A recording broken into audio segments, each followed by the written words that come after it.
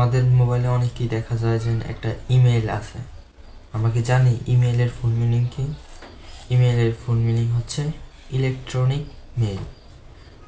অর্থাৎ বিভিন্ন digital device যেমন কম্পিউটার বা স্মার্টফোনের মাধ্যমে একজন বার্তা প্রেরকের নিকট হতে এক বা একাধিক প্রেরকের কাছে কোনো বার্তা বা ডিজিটাল ডিভাইসের বিনিময়ের মাধ্যমকে ইমেল বলে।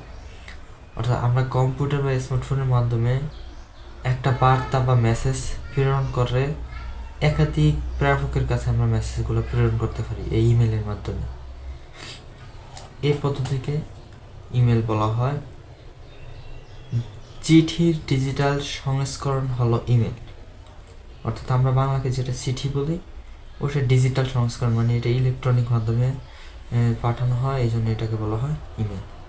লোকাল এরিয়া নেটওয়ার্ক ব্যবহার করে সীমিত স্থানের মধ্যে এবং ইন্টারনেটের মাধ্যমে সারা বিশ্বে যে কোনো স্থানে ইমেল পাঠানো যায়। ইন্টারনেটের মাধ্যমে সারা বিশ্বের যে কোনো স্থানে ইমেল পাঠানো যায়। পুরো বিশ্বে যে কোনো স্থানে আমরা ইমেল পাঠাতে পারি।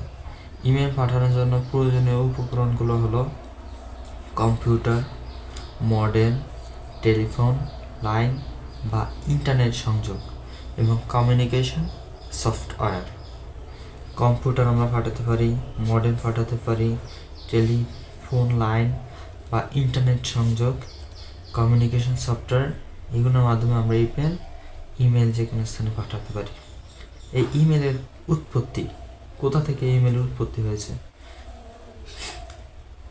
বিংশ শতকের 60-70-এর দশকে ইন্টারনেট প্রোটোকল অর্থাৎ আইপি অ্যাড্রেসের কথা বলা হয়েছে। আইপি এর ফুল মিনিং হচ্ছে ইন্টারনেট প্রোটোকল। ইন্টারনেট প্রোটোকলের মাধ্যমে 1971 সালে অরপানেট এর জন্ম হয়। তখন American programmer Raymond Samuel Tomlinson ইমেলের সূচনা করেন। রেমন্ড স্যামুয়েল টমলিনসন, এই যে ব্যক্তি রেমন্ড স্যামুয়েল টমলিনসন ইমেলের সূচনা করেন। ইমেইলে তিনি চিহ্ন ব্যবহার করেন কে? Raymond Samuel Tomlinson. ইমেল অ্যাড্রেসের দুটি অংশ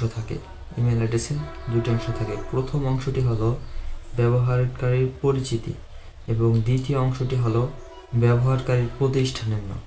প্রথম অংশটি হলো ব্যবহারকারীর পরিচিতি আর দ্বিতীয় অংশটি হলো ব্যবহারকারীর প্রতিষ্ঠানের নাম।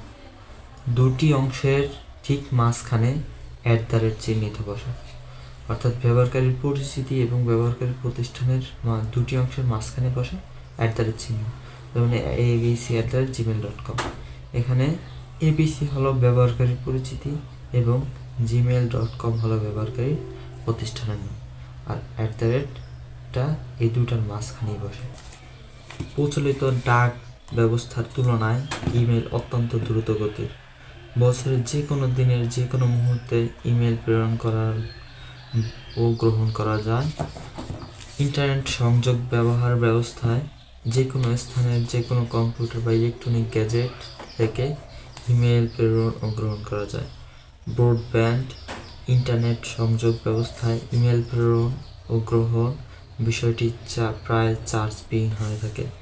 ইমেল একসঙ্গে বহুজনের কাছে প্রেরণ করা যায়। এগুলো হচ্ছে ইমেলের সুবিধা। এখন আমরা ইমেলের অসুবিধা। গ্রাহকের জন্য ইমেল গ্রহণ করতে ইন্টারনেট সংযোগ প্রয়োজন হয়। ইমেইলের সাথে ভাইরাস ফাইল সংযুক্তি হিসাবে আসতে পারে। ফিশিং এর মাধ্যমে কোনো ব্যক্তির ব্যক্তিগত তথ্য চুরি করা সম্ভব ইমেলের মাধ্যমে। ইমেল স্প্যাম তথা জাঙ্ক ইমেল হতে পারে।